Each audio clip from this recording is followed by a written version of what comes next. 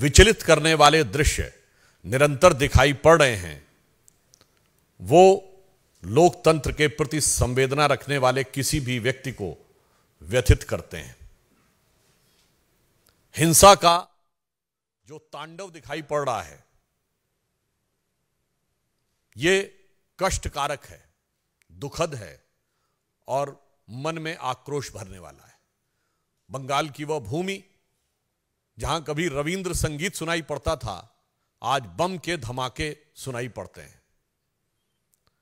भद्रलोक के विमर्श के लिए विख्यात वह भूमि आज हिंसा का तांडव देख रही है।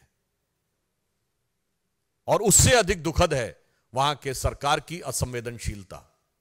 भारतीय जनता पार्टी के कार्यकर्ताओं पर जिस प्रकार के हिंसक और प्राणघातक हमले हो रहे हैं, 25 से 30 ऐसी घटनाओं की तो हम लोगों के पास सूची है जिसमें गंभीर रूप से हमारे कार्यकर्ता घायल हुए हैं और उनके ऊपर प्राणघातक हमले हुए हैं। उससे भी अधिक चिंता का विषय यह है कि राज्य के निर्वाचन आयोग के द्वारा इन सारी घटनाओं के प्रति एक निहायत ही असंवेदनशील और गैर जिम्मेदाराना रवैया इख्तियार करना, जिसकी वजह से न्यायालय जाना पड़ा और न्यायालय के हस्तक्षेप के बाद स्थितियों पर नियंत्रण लगाने का प्रयास किया गया। पश्चिम बंगाल की सरकार, पश्चिम बंगाल की पुलिस जिस प्रकार से बर्ताव कर रही है, यह देश के लोकतांत्रिक और चुनावी इतिहास में एक बहुत काला अध्याय है। एक फैक्ट आपके सामने रखना चाहता हूं कि अंतिम दिन तृणमूल कांग्रेस के 40,000 से अधिक लोगों ने नामांकन किया और पश्चिम बंगाल में 341 ब्लॉक हैं। 4 घंटे के अंदर यदि 40,000 से अधिक लोग नामांकन करते हैं केवल 341 ब्लॉक में, और इसमें तो अन्य भी दलों के लोगों ने नामांकन किया है अंतिम दिन, ऐसा तो नहीं है कि सिर्फ तृणमूल कांग्रेस ने किया है, लेफ्ट ने भी किया है, कांग्रेस ने भी किया है, हमने भी किया है। यानी औसतन एक व्यक्ति के नामांकन का समय 2 मिनट के आसपास आता है।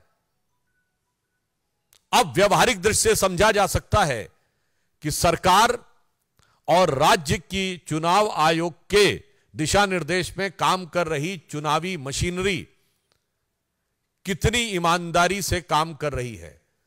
यदि एक नामांकन पत्र को सरसरी नजर से भी देखना हो कि उसके अंदर कोई गलती नहीं है, तो वो 2 मिनट में नहीं देखा जा सकता। 5, 7, 8 मिनट तो आपको देखने में लगते हैं। इसके बावजूद इस गति से हुए नामांकन यह दर्शाते हैं कि सरकार किस प्रकार से व्यवस्था को हाथ में लिए है। और मैं पूछना चाहता हूं, जो लोग कहते थे कि democracy is almost finished in India, तो I want to ask them a categorical question that the level of violence which has been witnessed in West Bengal, the democracy is flourishing or it is vanishing? ये लोकतंत्र का उद्भव दिख रहा है या तिरोभाव दिख रहा है?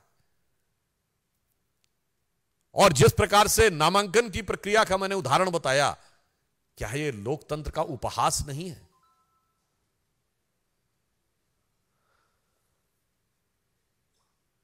राज्यपाल महोदय भी, आप सभी को ध्यान होगा कि हिंसा की जिस प्रकार निरंतर सूचनाएं आ रही हैं और राज्य सरकार की निष्क्रियता, असंवेदनशीलता जो ममता बनर्जी जी के संरक्षण में चल रही है, उस कारण से राज्यपाल ने भी जाकर आज कई जगह हिंसा प्रभावित क्षेत्रों का दौरा भी किया है।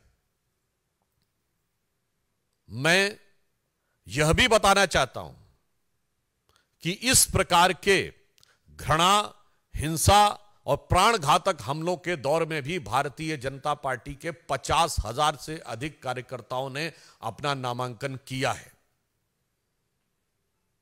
यानी इन प्रतिकूल परिस्थितियों में भी भारतीय जनता पार्टी के कार्यकर्ता पूरी दृढ़ता के साथ, साहस के साथ उस जुल्म और ज्यादती को सहते हुए लोकतंत्र की लड़ाई लड़ने के लिए आगे बढ़ रहे हैं। और मैं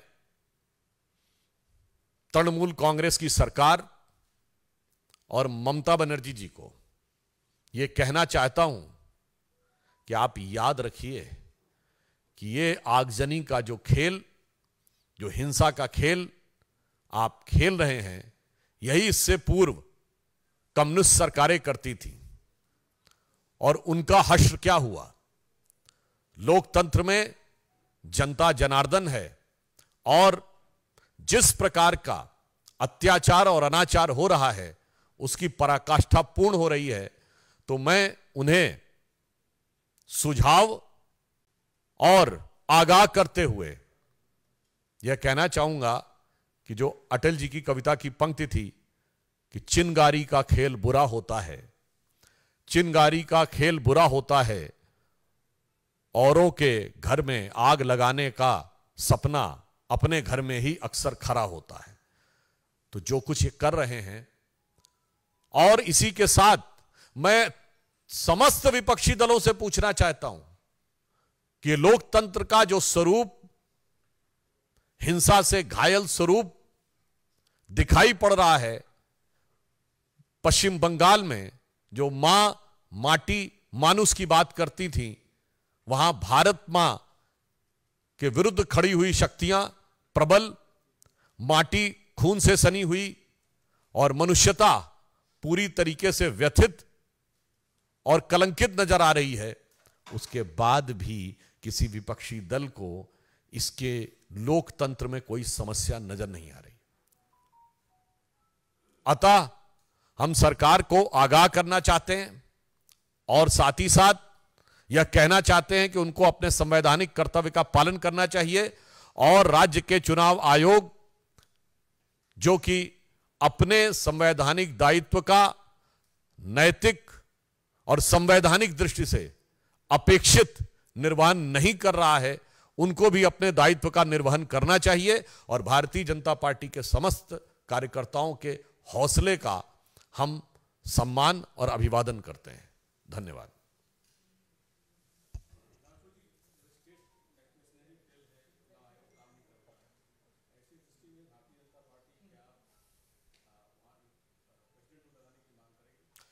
देखिए, चुनाव की प्रक्रिया चल रही है और आप सभी को विदित है कि चुनाव की प्रक्रिया के समय चुनाव आयोग के ही निर्णय सर्वोपरि होते हैं।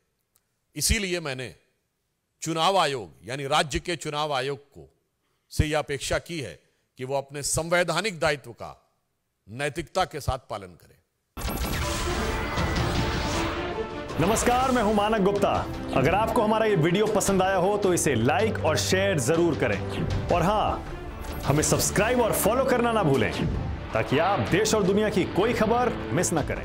तो जुड़े रहिए हमारे साथ और देखते रहिए न्यूज़ 24।